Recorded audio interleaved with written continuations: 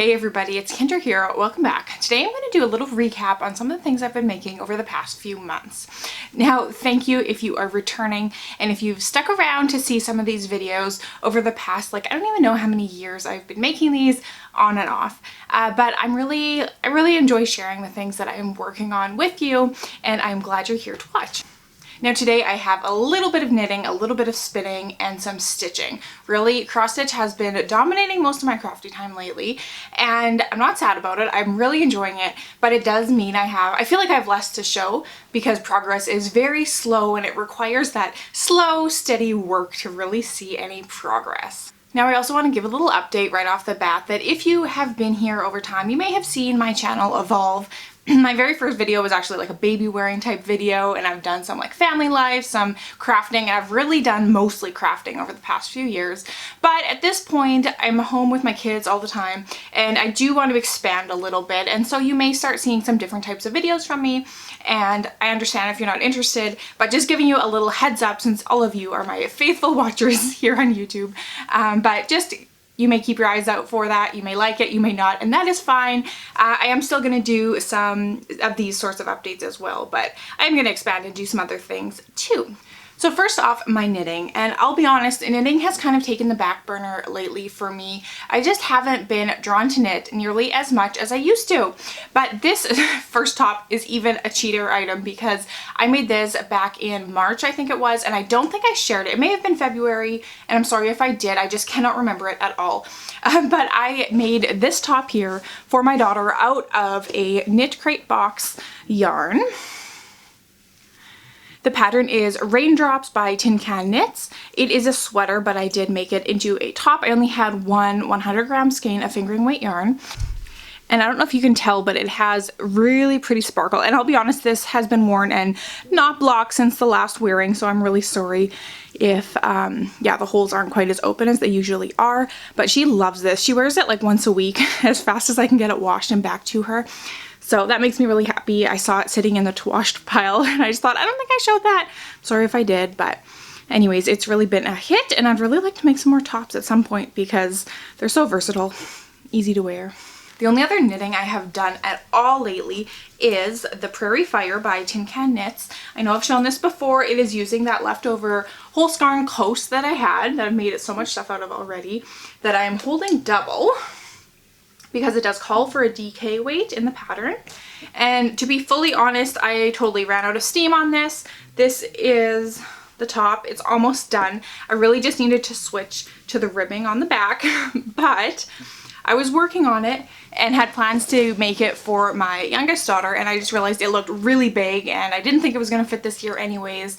So then I started thinking, how long should I make it so that it'll fit next year, so that it'll be like baggier this year? Probably not a great idea. So I just put it away, and actually now that I'm looking at it, I see one of my arm needles got pulled out, which I actually found and was wondering where it came from.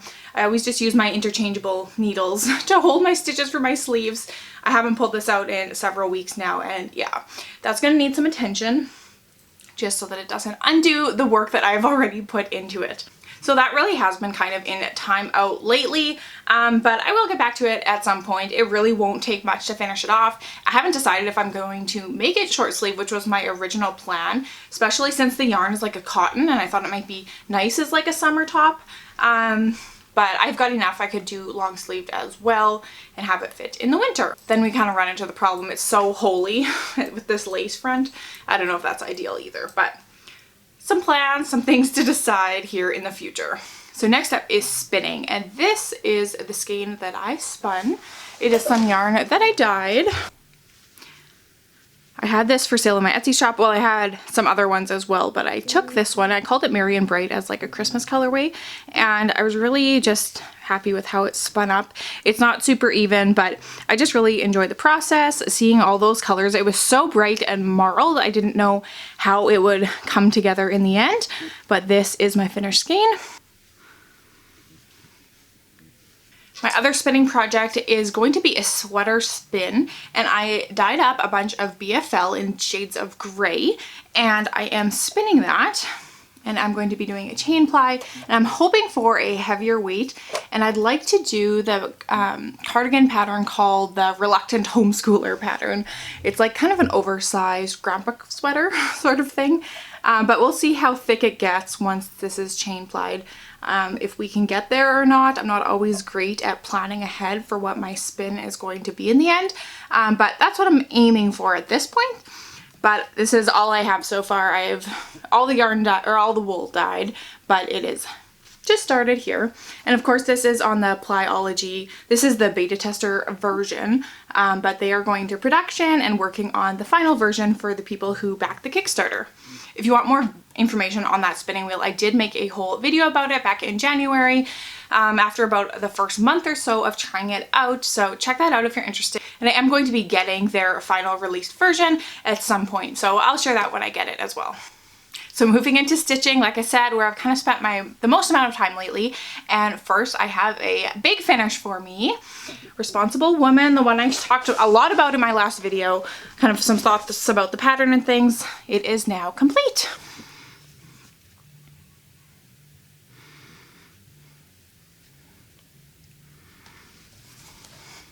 So once again, Responsible Woman by the artist James Christensen and charted by Heaven and Earth Designs, and this is the no background version. So when I purchased the pattern, it came like this, and here she is. I did not include the tree at the bottom like I shared in my last video because there were just so many background stitches, and my background color, which I dyed, is not identical to the pattern, and so I didn't want to deal with all those random purple stitches all over that yeah, just wouldn't, I don't think it would have looked quite right for this piece.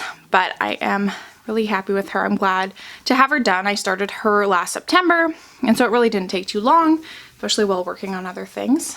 But there she is. I really found those skirt pieces, the ones I've done since I last showed it, it really didn't take as long as like in here because there was just fewer color changes, and those color changes are what really take the time. So there she is. Next up I have Pinkie. This is a jean McIntosh pattern that my grandma had started a long time ago, and I recently restarted it on 32 count linen. And here she is. There's been a few updates from last time. I did a little on the hair. I got a few of the ribbon colors that I was missing in, but I really haven't done a ton on her. As much as I like working on it, I find it a challenge because of the hand-drawn chart and just the 1/1 on 32 for all the skin and the hair as well. It makes it a little more of a challenge, but I am still happy to work on her and pull her out here and there. And there is some dress on there, although I know it's hard to see because it is white on white. So my next stitching piece is another Heaven and Earth Designs, and this is called the Potting Shed. It's the mini version by Aimee Stewart, charted by Heaven and Earth Designs again. And this is just the corner piece. I'm missing a ton of colors on this, so I'm just using what I have and filling in where I can so far, and then at some point I will pick up a lot of the pieces or other colors that I need for this corner especially. I know I went through and that's all the colors I have so far, but I'm just filling in again. Like there's a whole bunch of blacks and browns and stuff that I can work on. You can kind of see the start of the shed taking shape. There's a flower pot here, and this is a window, and this is the start of the door. So there's kind of the rafters poking through, and then the rest of the shed. We are just over the halfway point here and here. So I have hit 10 or 11% so far done, but it feels like I got a long way to go because this is so sparse and there is so much left, but we're getting there, getting some colors in all the time. I am doing this 1/1 on 25 count easy grid. So these are 10 by 10 squares that come marked on the fabric and that washes out once you're done. And I really enjoy stitching on it with Pattern Keeper. Seeing those squares and just filling it in is very different than the counting that's required when you don't have the easy grid on there. So this has been a really fun one to work on, and there's just so many fun colors. There's lots of these blues and teal colors that I really love, and they're fun to stitch. So my very last project was a new start, and I'm like 1/3 done, let's say. And I picked up this trio of patterns from the Stitch Pattern, I think it's called, on Etsy. And this is the very first one. this deer, and then there's going to be the bunny and the cat in dresses. I'm just gonna stitch them in a row like that and try to make some sort of wall hanging. So that is this one. It came together really quickly. I'm just using some 16 count antique weight Aida. And again, such a different stitching experience and such a nice switch from going on the really fine count stuff to doing something big like this where it's so much easier to see and it just feels like it just zooms together. You can see the picture so quickly. So that's the first one. I have this really long piece of fabric.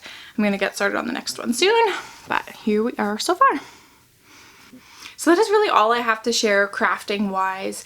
Most evenings I just pick up my cross stitch, put some stitches in, and that's kind of the extent of it these days. And so thank you for seeing my progress. I'm happy to keep sharing, but I know it's a little less exciting when there's less each time. Especially on those big projects, it's really hard to see the difference week to week. And so doing every so often maybe is a little more fitting. But thank you for sticking around, and I will hope to see you soon. Bye.